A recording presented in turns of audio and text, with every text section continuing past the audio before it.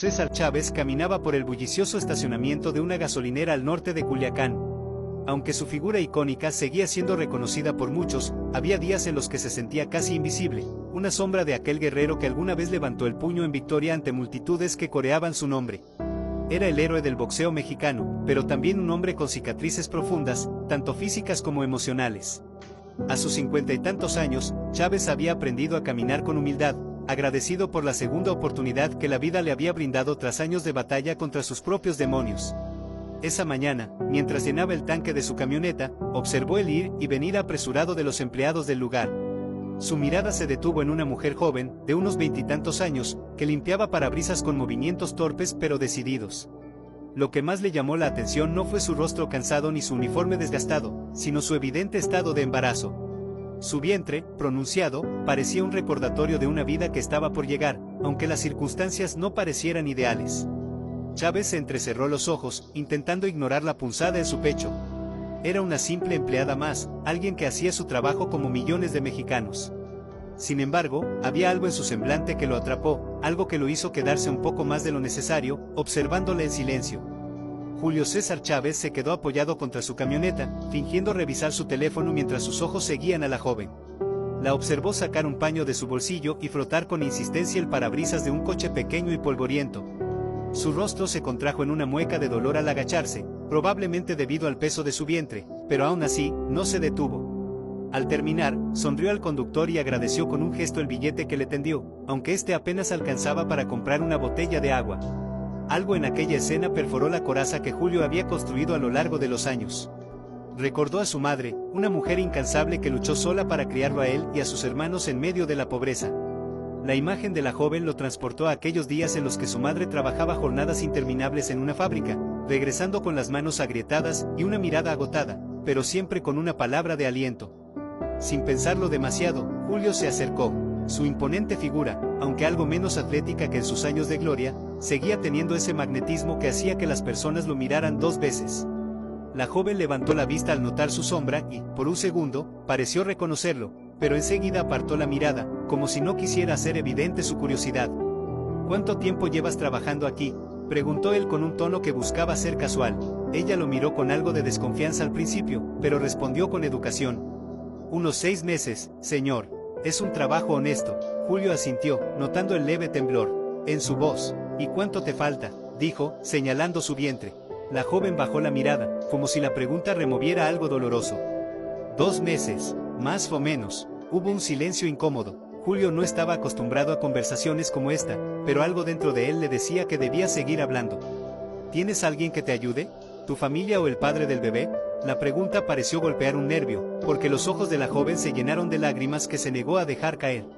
Se apresuró a girarse, fingiendo estar ocupada con un coche cercano, pero su voz lo alcanzó. No, señor, estoy sola. Esas palabras resonaron como un eco en la mente de Julio. Sola, como su madre lo había estado, como él mismo, en más de una ocasión, a pesar de la fama y los aplausos. Era un tipo duro, un hombre que había enfrentado a los mejores boxeadores del mundo, pero en ese momento sintió un nudo en la garganta. Espera, muchacha, dijo, sacando un billete de su cartera. Toma esto para tu almuerzo. Ella lo miró con incredulidad, pero negó con la cabeza. Gracias, pero no puedo aceptar eso. Yo trabajo para ganarme lo mío. No es una limosna, insistió él. Es una invitación a que te cuides. Si no quieres por ti, hazlo por tu bebé. La joven dudó, pero al final tomó el billete con manos temblorosas. Su agradecimiento fue apenas un susurro. Gracias, de verdad. Cuando Julio se subió a su camioneta y se alejó, sintió que algo en su pecho se había quedado allí, con esa joven y su carga. Aunque no lo sabía aún, ese encuentro sería solo el principio.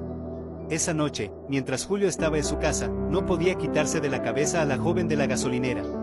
La imagen de su vientre redondeado, su sonrisa forzada y las lágrimas contenidas le habían dejado una huella inesperada.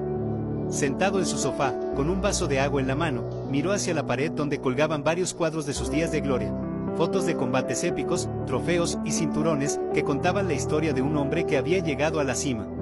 Pero esa cima, pensó, no siempre estaba llena de felicidad. Julio sabía lo que era sentirse solo. Había vivido su niñez en la pobreza, viendo a su madre luchar contra la adversidad mientras él soñaba con escapar del destino que parecía escrito para todos en su barrio. Había cometido errores, perdido personas importantes y enfrentado un infierno interno del que apenas había logrado salir. Miró el vaso de agua y lo dejó sobre la mesa con un golpe seco. Sabía lo que debía hacer, aunque no estaba seguro de cómo. Esa joven necesitaba ayuda, pero no quería ofrecerle un simple billete o una solución temporal. Quería marcar una diferencia real, algo que pudiera cambiar el rumbo de su vida. A la mañana siguiente, regresó a la gasolinera. Se estacionó en el mismo lugar y esperó. No tuvo que esperar mucho. Pronto la vio, cargando una cubeta de agua mientras intentaba esquivar los rayos del sol. Su uniforme parecía aún más desgastado bajo la luz del día, y su rostro lucía más cansado que el día anterior. Cuando ella lo vio, pareció sorprenderse. Él bajó de la camioneta y caminó hacia ella con una sonrisa amable. ¿Tienes unos minutos?, preguntó. Ella negó con la cabeza. Señor, ya le dije ayer que no necesito que me regale dinero. No es un regalo, dijo él, con un tono firme pero cálido. Es un trato, quiero que me cuentes tu historia. Se limpiaron las manos y se sentaron en un rincón sombreado cerca de la gasolinera. Por primera vez, Julio la escuchó hablar sin prisa. Su nombre era Laura, había crecido en un pequeño pueblo, y su vida había dado un giro cuando se enamoró de un hombre que prometió cuidarla. Pero esas promesas se desvanecieron tan pronto como ella le dijo que estaba embarazada. Desesperada por darle un futuro a su hijo, se mudó a la ciudad, esperando encontrar oportunidades.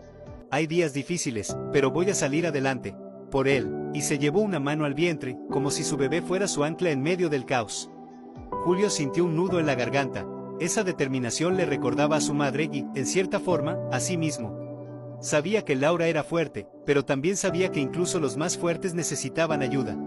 ¿Sabes quién soy?, preguntó finalmente. Laura dudó. Creo que sí. ¿Es usted el boxeador? Él asintió. Sí, y sé lo que es pelear por sobrevivir. Tú estás peleando ahora mismo, pero no tienes que hacerlo sola. Laura lo miró, sorprendida, mientras él continuaba. Quiero ayudarte, pero no de una manera pasajera. Quiero que tengas una oportunidad de verdad. ¿Qué te parece si nos vemos mañana y hablamos de un plan?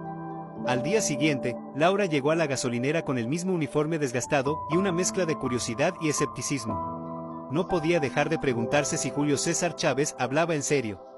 La noche anterior había buscado su nombre en internet, leyendo historias sobre su trayectoria en el boxeo, su ascenso meteórico y las dificultades personales que había enfrentado. ¿Por qué alguien como él se fijaría en una mujer común como ella?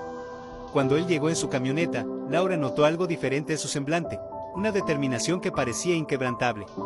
Bajó con una carpeta en la mano y una sonrisa que de alguna manera le transmitió tranquilidad. Buenos días, Laura, dijo, saludándola con un leve asentimiento. ¿Lista para empezar? ¿Empezar qué?, preguntó ella, confundida. Julio le tendió la carpeta.